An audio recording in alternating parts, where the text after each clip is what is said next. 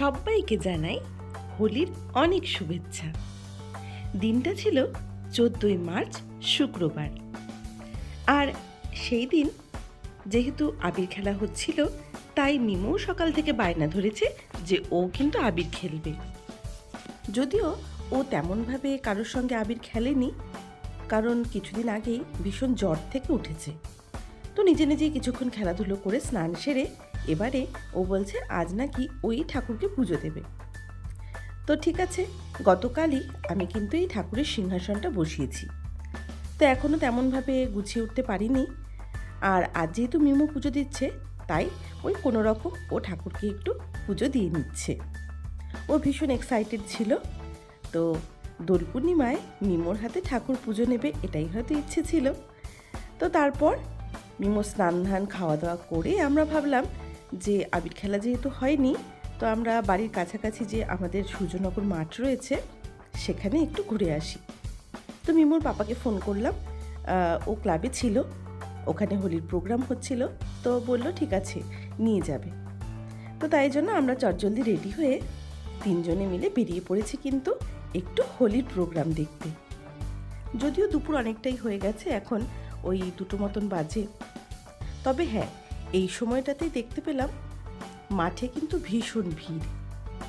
মানে প্রায় প্রত্যেকেই, কচিকাচা থেকে শুরু করে বড়রাও অনেকেই রং খেলতে বেরিয়ে পড়েছে। আর সঙ্গে রয়েছে সকলেরই আপনজন। তো এই দেখো, বাচ্চা থেকে বুড়ো সকলে আজ আবির মেখে একদম রঙে ডুব দিয়েছে।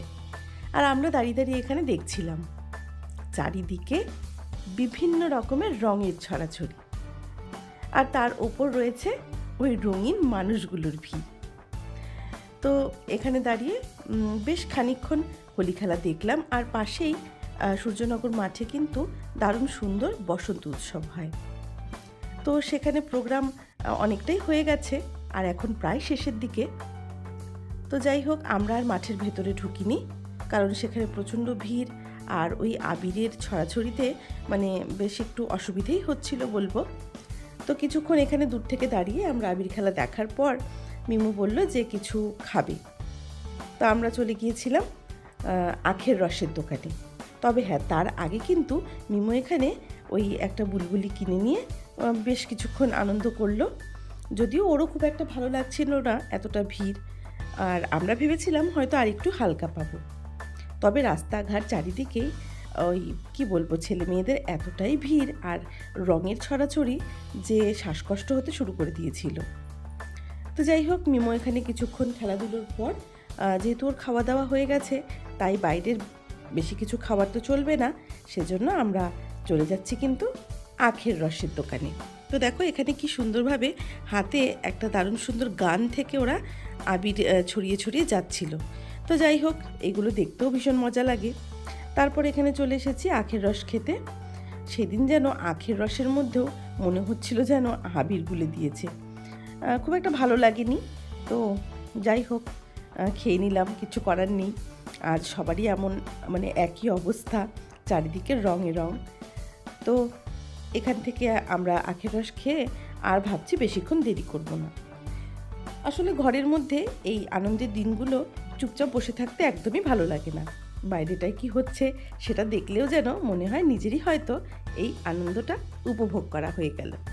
তো আমরা বাড়িতে ফিরে মিমো কিছুক্ষণ ওই ওর খেলনা নিয়ে বেশ অনেকক্ষণ সময় কাটিয়ে নিল, আর এদিকে আমিও কিন্তু খাওয়া দাওয়া সেরে নিয়েছি। তো আজকের আমাদের আবির খেলাটা খুবই সাদামাটাভাবে কাটলো। আর তোমাদের সকলের দোলটা এবছরে কেমন কেটেছে কমেন্ট করে কিন্তু জানাতে ভুলো না। তো তোমরা সকলে ভালো থেকো, সুস্থ থেকো। আর হ্যাঁ, আগামীকাল কিন্তু রং খেলা, সবাই কিন্তু বুঝে শুনে রং খেলো। আর সবাই ভালো থেকো, সুস্থ থেকো। দেখা হবে পরের ব্লগে।